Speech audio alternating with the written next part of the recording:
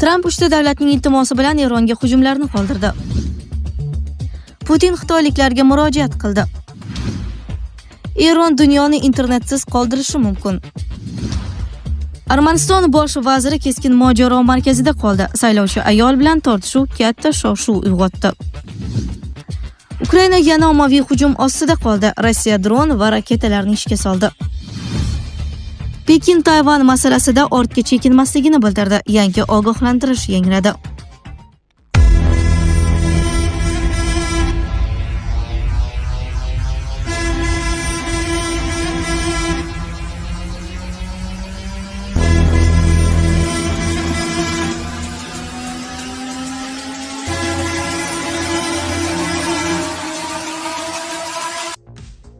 Tramp uchta davlatning iltimosi bilan Eronga hujumlarni qoldirdi.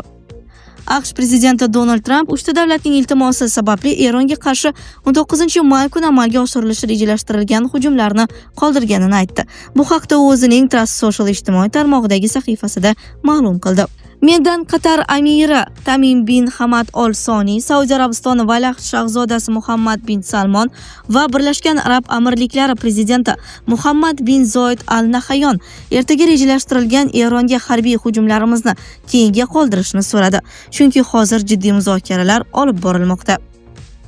Buyuk yetakchilar va ittifoqchilar fikricha, AQSh Yaqin Sharq va boshqa mamlakatlar uchun juda ma'qul bo'lgan kelishuvga erishiladi.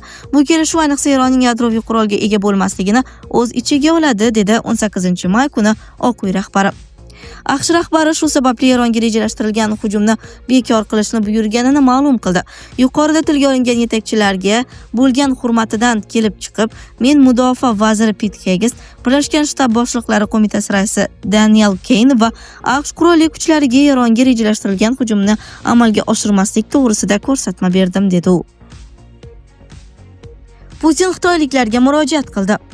Rossiya prezidenti Vladimir Putin Xitoyga tashrifi arafasida mamlakat xalqiga murojaat qildi. Bu haqda video murojaat Kreml matbuot xizmati tomonidan e'lon qilindi.